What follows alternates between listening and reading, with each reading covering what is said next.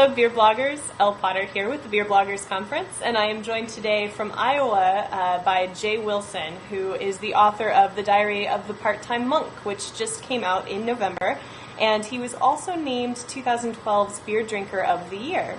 So Jay has attended both beer blogger conferences and actually spoke at last year's conference about ways to make your beer blog stand out from others. And he is definitely really great at being able to stand out from other beer blogs and other beer writers. So Jay, thanks for chatting with me today. Hey, thanks for having me. I appreciate it. Totally. So I definitely mostly wanted to first talk to you about the Beer Drinker of the Year award. Tell me about this this whole contest and how it stands out as something really unique. Sure. This is the brainchild of the good folks at Wynkoop Brewing Company in Denver, in Denver, Colorado. This is the 16th year, and basically they searched the ends of the earth to find this year's the greatest beer drinker of the year, or whatever that is.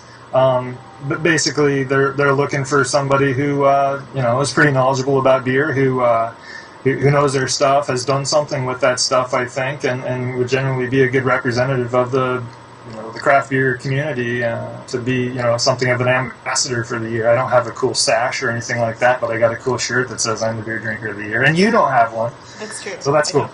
It is very cool, and you mentioned earlier that it's so much more than just a beer chugging contest, which I think is something that's really great in the way that a lot of the beer bloggers especially represent the beer drinking community. Sure, yeah. I guess my experience in kind of observing and paying attention and deciding what it was about me that managed to stand out somehow this year, I kind of pulled it down to the three W's: wisdom, works, and wit. And wisdom, not so much wisdom. That doesn't even sound like the right word, though it starts with a W, so it makes it sound cool. But really, just they want to find somebody that's knowledgeable, that knows about beer, knows about the history of beer and the styles and that kind of thing. But okay, great, you know a lot about beer. What have you done with it? And I think that's where works comes in. I think I've done a lot to try to take that knowledge to the streets, whether it's mentoring a young homebrewer that maybe on their first couple of batches, setting up an event, holding a tasting, conducting an educational event of some kind. And so I've done quite a few of those things.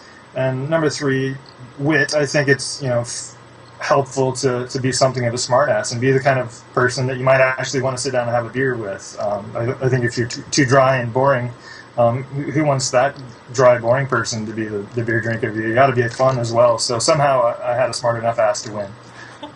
I think those are also really good guidelines when you're thinking about the way that you come at the way that you present a beer blog. The way that you present your specific way of sharing the information and the thing that you love. Sure.